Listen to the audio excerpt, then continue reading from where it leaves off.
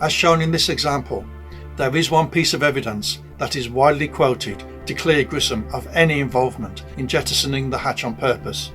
He had no cuts or bruises on his hand. On Mercury Atlas 6, Glenn had been recovered inside the spacecraft and had jettisoned the hatch on the deck of the recovery ship, the USS Noah. The June 1962 edition of the National Geographic magazine noted that he turns his head away from the door and with the back of his hand hits the firing pin. There is a loud report and he feels a momentary pain as the firing pin handle rebounds and cuts his knuckles. Glenn wrote in his book, "The hatch's firing ring had kicked back and barked my knuckles, my only injury from my trip." The bandages covering Glenn's injuries can be seen in this photo taken on board the recovery ship USS Noah as he witnessed his fourth sunset of the day. To further clear the name of Grissom, Shearer did the same thing.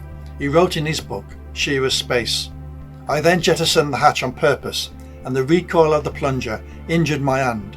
It actually caused a cut through a glove that was reinforced by metal. It proved he hadn't jettisoned the hatch with a hand, foot, knee or whatever, for he hadn't suffered even a minor bruise." I said, "Gus, look at my hand, it really got hurt." He knew exactly what I was telling him. The fact that Grissom had no visible injuries means that he couldn't have hit the plunger, right?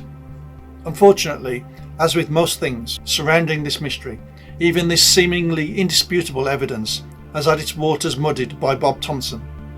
In response to the claims made by Grissom's fellow astronauts that the lack of any injuries meant that he hadn't depressed the plunger, Thompson said, "Well, that's not necessarily true."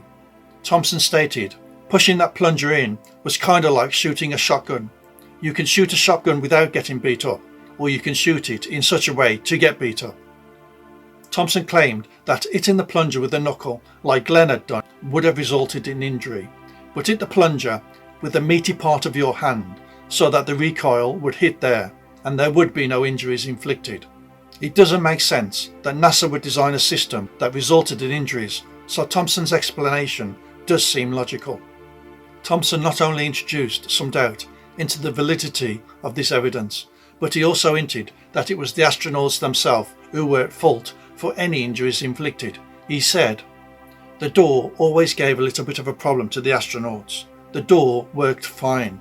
You just had to understand the system and use it properly." So this proof that is often regarded as cast iron does not 100% exonerate Grissom, because according to Thompson, just like shooting a shotgun, there was a way of jettisoning the hatch without receiving any injuries. You just had to do it the right way.